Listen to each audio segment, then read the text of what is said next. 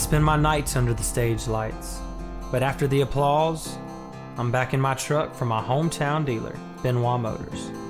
The country roads of Louisiana are my soul, and Benoit Motors gets who I am and who we are. They are proud to be a dealership for the everyday American. Join me and become a member of their family. Benoit Motors. They're with you for all your life's big moments and all the miles in between.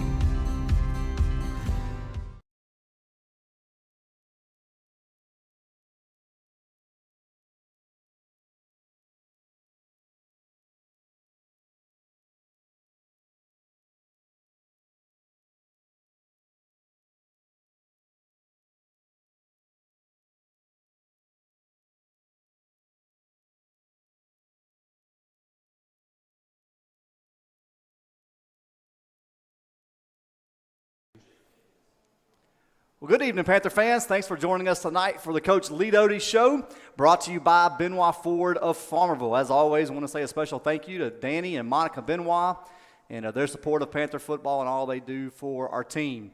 Coach, good to have you tonight. And I wanted to tonight, as we get started, you mentioned that we've got one more senior spotlight. We're going to wait and do the last two guys next week. And so as we get started tonight, last week you guys make the trip over to North Webster, really your longest road trip of the year, a couple hours there, a couple hours back.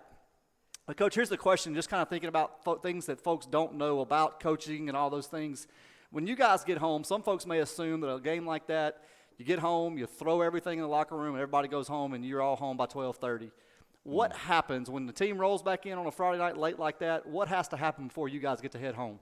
Well, our guys did a great job the other night. Our players did. We take up uniforms there, and wherever we're at, we dressed in their gym over there. We're taking up our uniforms. They turn them in at that place, and we put them, separating them in bags. And our straps, which consist of our undershirts and our girdle, and then we got our game pants in one bag, socks in one bag, game jerseys in another bag, and then they take their equipment and put it in their travel bag, such as a helmet, shoulder pads, and cleats and such. And when we get home, we have some really good guys that trailer that stuff around for us. And Will and them get it up there, and we just take bags out, and immediately the first coaches that get there start washing. And like at North Webster, where they have natural grass, those jerseys have to be soaked 2 or 3 times and to get them white again.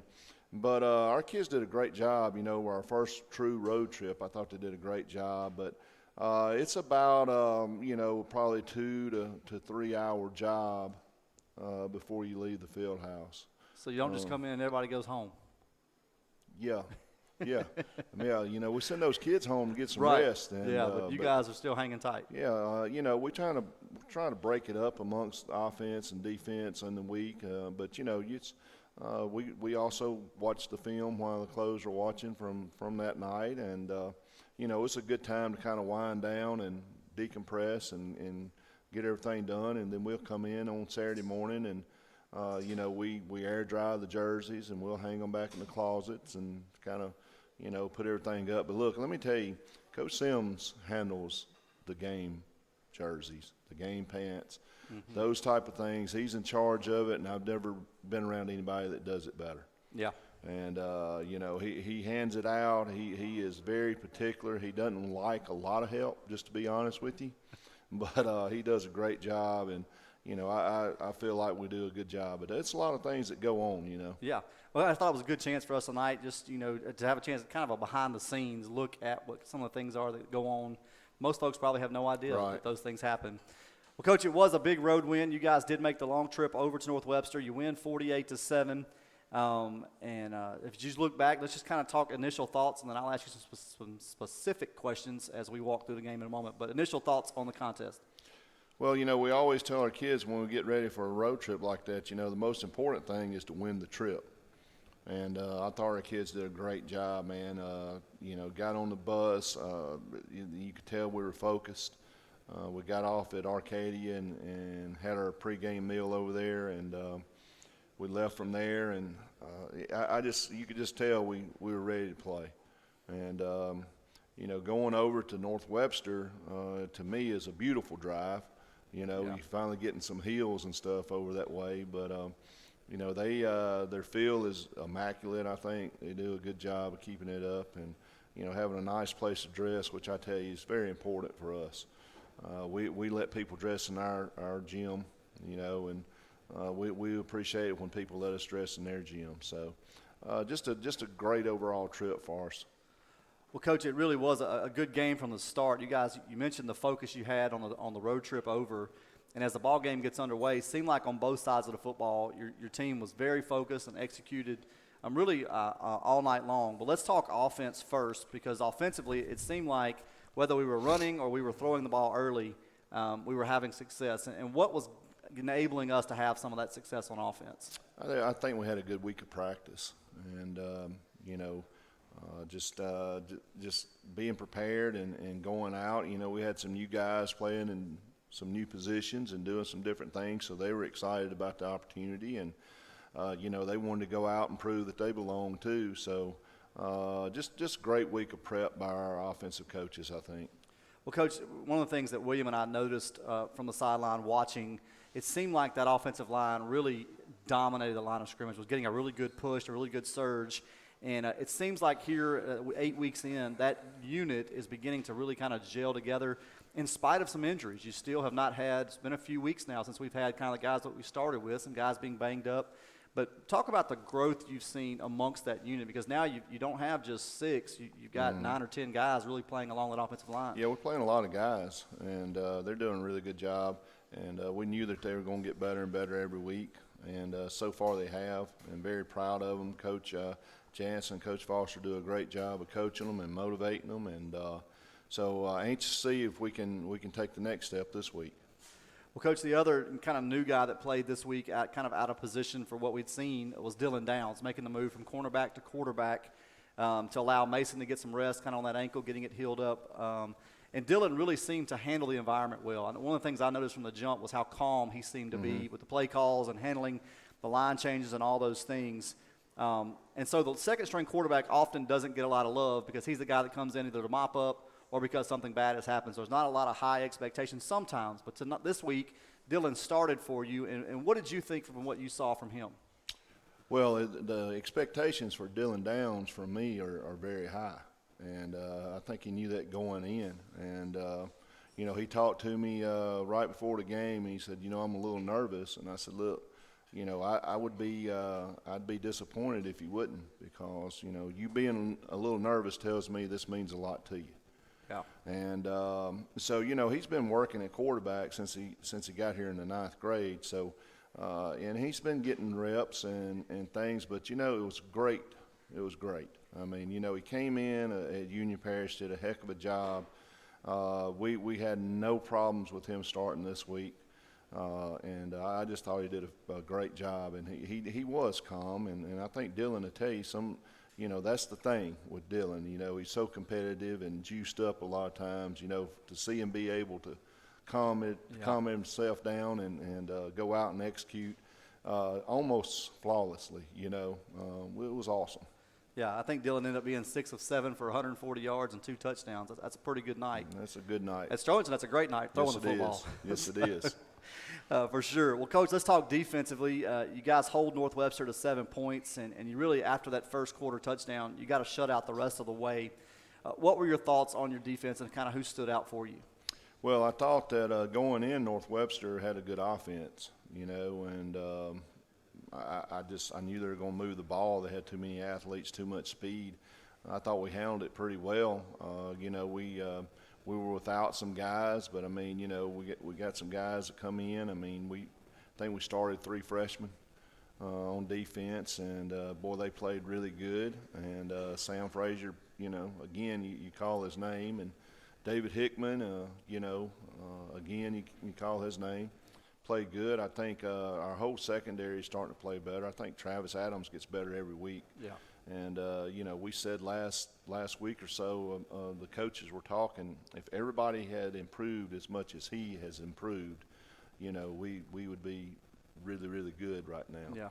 Yeah. You know, Max is still playing good, and he's going to draw a tough assignment this week, but we know he can do it. But you know, I thought our linebackers and played really well. Once again, our D-line, I thought Kellen Hall quietly played a great game. Yeah. I don't think our D-line played as good as they did the week before, but, I think Kellen had a great game.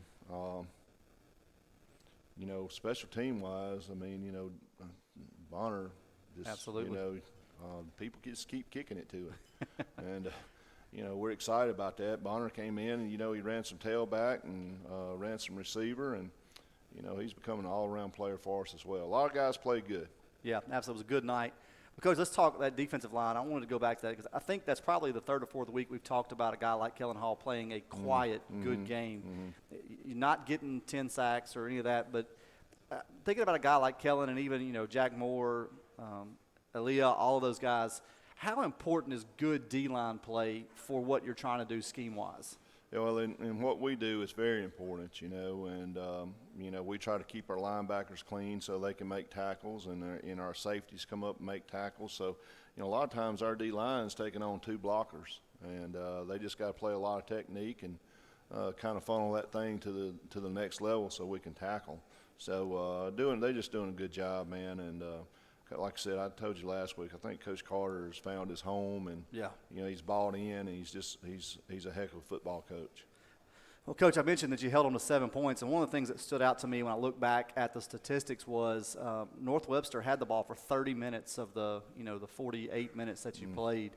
Defense was on the field a long time, but you hold on to 7 points, and that wasn't because we were turning the ball over. It wasn't because of bad penalties on offense. You just were scoring points, and yet your defense on the field that long still able to do that. And so talk to us about conditioning. Those guys, obviously, in Week 8, you hope that you're ready to roll, but how have they embraced the conditioning that you've put in front of them? Well, yeah, they it's what we do.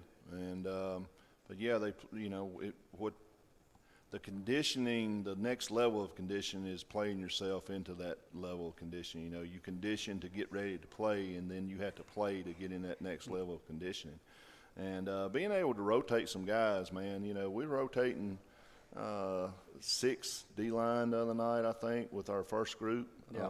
Out of, 4 people started, but we rotated 2 more people. When the game was still on the line, we played 4 different linebackers. 5 actually, so 6 DBs. So being able to rotate and do those things, when you get injuries, the one thing, the positive thing about injuries for us has been we've found some depth because we've had to play people we wasn't sure we were going to have to play. Right. So, but yeah, man, when you one pass that thing to John Barr and you just got off the field, you kind of sometimes wish you take just a little bit longer to score. So you can catch slow your down breath just a little bit. Don't not score, but just maybe take another step. But the guys are playing really good right now. Because I know that's important too, because we talked early on about you weren't sure depth-wise where we were offensively or defensively. It felt pretty shallow early on, but you're having some guys who are stepping up and making some plays, and I think going forward that can do nothing but carry you this year and even looking down the road into next year. Right. Well, Coach, congratulations again on that big win at North Webster. And I know you've got some Players of the Week we want to recognize tonight, brought to us by First Security Title of Monroe. So, Coach, who are your Players of the Week? Well, our Player of the Week this week is Dylan Downs. We talked about him. Dylan, come on up.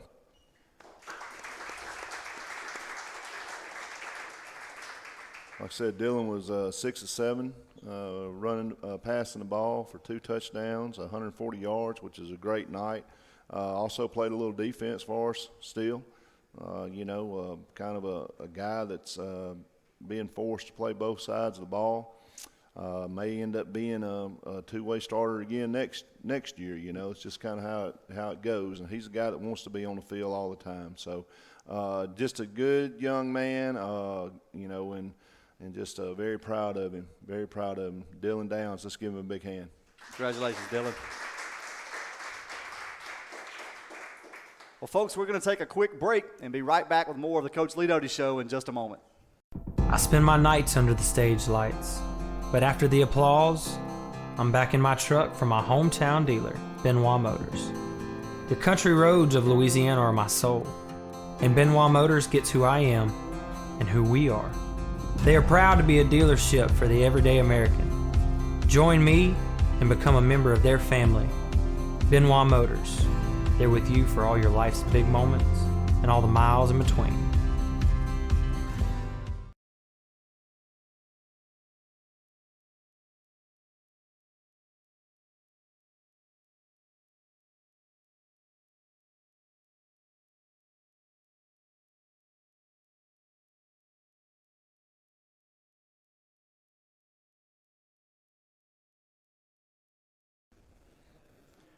Well, Panther fans, welcome back to the Coach Lee Doty Show, brought to you by Benoit Ford of Farmerville. And, Coach, before we move into this week, I know there was a special moment at the end of the ballgame last week.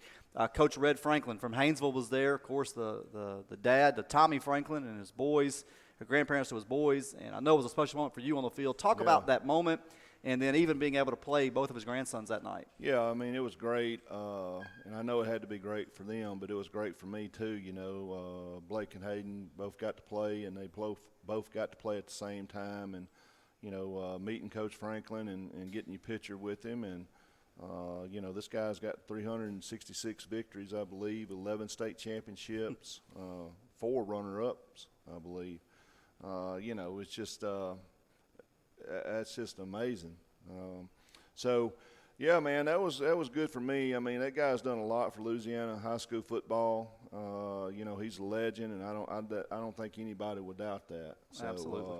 You know, just being able to meet those guys that kind of laid the foundation for a lot of other people here is always important. And but we're happy for Blake and happy for Hayden, and I know Granddad was smiling that night for sure. Absolutely.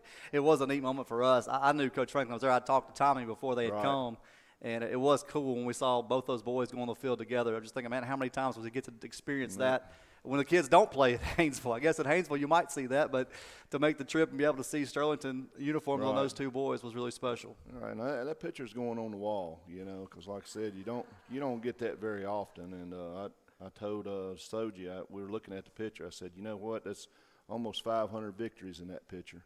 But he's got 366 of them. So, you know, I don't want to take any credit for those. Yeah. But, yeah, it was awesome. Coach, you stick around a few more. Maybe we'll get a little close. I don't think that's going to happen. 11 state championships. Did we knock on that? Well, no. 11 in a row, Coach. Here we go. No, we're not going to be able to do that. I'm not going to be here that long. Yeah, I know it was a great thing for sure. And, well, Coach, let's talk this week with the Amite Warriors, a team that made the move up to 3A this year. And really, it's kind of ironic. They followed a similar path from 2A to 3A the way that we did. They're going to go out of 2A as the state champions, moving into 3A this year. And some of our fans may be familiar with Amite. I know it's a name that if you're a fan of high school football, you've heard that name in conversations over the years. I was talking to Coach Thompson. Even they've had some time up in 4A with Neville and some big matchups there. But I believe it's the first regular season matchup and maybe first matchup ever for Sterlington against Amite. And they're going to make the long trip up this year from there. Of course, we'll make the return trip, I believe, next year. Right. But, Coach, it's week 9. And on the schedule, you got your option. You could have a bye week. You could schedule somebody that you know. You could play a lot of young kids. But you chose to play a game against a quality opponent. What are the benefits that you see going into week 9 with a team like Amite coming to Sterlington? Well, I just think it just kind of sets the tone for the playoffs, you know, and you know, you want to play guys that are going to be like the guys you're going to see. And just to be honest with you, I really thought they would be select. I didn't know they'd be put in a non-select bracket. But, you know, we need to play guys who can run, you know, big, pretty, athletic guys, because if you're going to win the state championship, that's the guys, you're going to have to beat those type of teams. And I'll just give you a, you know, example of last year, Madison Prep. Yeah. You know, Madison Prep won't be in the way this year, but you're going to have to play some of those teams. And I just thought it was cool for the 2A state champ to come play the 3A state champ, you know. I don't know how often that happens, but I just thought it'd be a great matchup. And, you know, they needed a game, we needed a game, and we made it work out. Coach, I'm excited about it. I think it's going to be a great matchup for us, and we'll talk some specifics on that. But the other thing we want to let folks know that are watching tonight is the decision was made today to move this game to Thursday night at 6 p.m. And so, folks, if you're watching and you haven't heard that yet, this ball game will kick off on Thursday night at 6. And I know you and I had talked some this morning. There were other schools around us making that decision. And I know you don't make those decisions lightly. So what led to this game being moved to Thursday? Well, we kept waiting for, weather reports to come in. And, it looked pretty good early, but the longer we waited, the more it seemed like the weather is supposed to get a bit bad around, or the rain is supposed to come in around 3 Friday. And once it gets here, it's going to set in. If there's any severe weather, it looks like it's going to be, later on in the evening. But you get to thinking about a team that's on a bus, that's 2 hours, 45 minutes, 3 hours away. You don't want those guys traveling home in that, And so we got talking. We had at first we're having problems with getting officials. That's really important to make sure you got those guys. And then he had to wait to see if his charter bus could be moved. So it took us all day to get it. But, man, he's a joy to work with. And, I think he appreciates the fact that his kids probably not going to have to get on that bus and ride that way in thunder and lightning and, Lord knows whatever Friday night. So, it wasn't taken lightly. And, it's going to put some people out, I'm sure. But, we're going to play that thing and kick it off at 6 o'clock so they can get on the buses and head home early. All right. And also, folks, if you've got a future Prancing Panther, that will still happen at halftime of the ball game on Thursday night. So just want you to know that, make note of that. Coach, let's talk football, though, about Amite. Historically, we know they're very successful, reigning 2A state champion, very athletic. You mentioned the big, pretty athletes that they've got. And as you've looked at them, what do you see from them on offense? What can we expect? Well, they're a spread team, but, they'll also get in the I formation and run it. They kind of can do it all. They play a lot of kids both ways, and that kind of surprised me because, they have 38 upperclassmen, 38 juniors and seniors, but they play a whole bunch of people both ways. And the quarterback, 6'2", 160-pound guy, runs around, got a good arm. At wide out, we was talking about Max earlier. Max gets to guard 6'3", guy out there, but he does that every day in practice. So I know he'll be ready for that. But they got some guys that they like to get the ball to. Number 2, like I said, is a threat. Number 6 is definitely a threat in slot, and number 4 has been their running back, and they block well enough, and it's going to be a challenge for us. Number 2 is a guy to me when I turned the tape on this week. Number 2 was kind of the guy that looks the part. I think that's the one you mentioned, 6'3", 205. I think is what he's listed at. Right. And so we can expect to see Max Reisinger all night long. Well, that's the plan. He can expect to see. He can expect. There we go. Yeah. Well, Coach, the quarterback to me was the guy that also seems like a playmaker, able a little wiggle to him. But throws the ball pretty well. Of course, when you've got big targets like that, it sure makes you look good whether you throw it well or not, if you can get it close. Well, what do you see from us, from our defense, as you approach that spread attack? What do you think about the way that we stack up and match up? Well, we'll be fine against them. We just got to carry out our assignments. We got things that we're going to do this week, and we just got to make sure that we do what we've been coached to do and execute the plan and tackle. We've gotten better at tackling. But I'm scared to tell everybody we're here. We have arrived, but we just got to tackle these guys and make them line it up, snap it again. It's big plays, man. Yeah. If you make teams like this, go 8 or 10 plays, you got a lot better chance of stopping them than one of those one play drives. Well, Coach, when you look at their defense, what challenges do you see them presenting to our offense? They're going to be salty up front. Plenty of speed at linebacker, but they're big up front, and a lot of those guys play both ways. Hopefully we can kind of get some wear on them a little bit by hammering them in there. But these guys can play, man. They may score 45 points on us, but they seem to want to play defense. They get after it on defense, and definitely a defensive team, and they ain't many people scored many points on them at all. Well, Coach, for our offense, looking at that matchup, what are the key things that we have to do on offense to be successful? I think we got to kind of do like we did last week and mix it up more. getting some different formations. But we got to establish the run first. We got to make sure they understand, we're going to come right here. If we can do that, then we're going to be successful. If not, then we'll have to, go to plan B. But it's going to be a tough challenge for us. But, it should be. Yeah. These guys, they got a lot of good football players and a real deep tradition. And, it should be a challenge for us. Well, Coach, one of the places that I noticed on tape for them that seems to be kind of a bright spot is their return game, both punt return and kickoff return. They've had success on both. How do you kind of try to neutralize that speed on punt and on kickoff? Of course, if you do like you did last week, you won't need your punt team. You just score every time you have it. Yeah. Well, we'll try to kick the ball as high as we can and get down and cover. And, those guys, there's no certain one you're going to kick it to. Everybody can run. Yeah. So we got to work harder on kickoff coverage. We'll go over that again tomorrow, and just got to be good at that, and kick the ball high and deep on punts. Well, Coach, one other question I wanted to ask you. So you made the decision today to move the ball game. How does that affect your practice schedule going forward? Well, it doesn't really affect us a whole lot. We'll go out. We'll have a regular Wednesday tomorrow, and we'll have a walkthrough on game day. And that's how many practices we had last week, right, for the Friday night game. But it's a little different. We're not. Tomorrow will be a padded practice, but we won't go out and bang right, each other around. But there's reasons why we need pads on doing some of the things we do. So it changes a little bit, but not nearly as much as it would have had in week 2. Right. This kind of got into a rhythm this is now. week 9, and there's just some things that we should know how to do at this point. Well, Coach, good luck Thursday night. Looking forward to that great matchup. Any words to our fans who will be there or are going to watch online?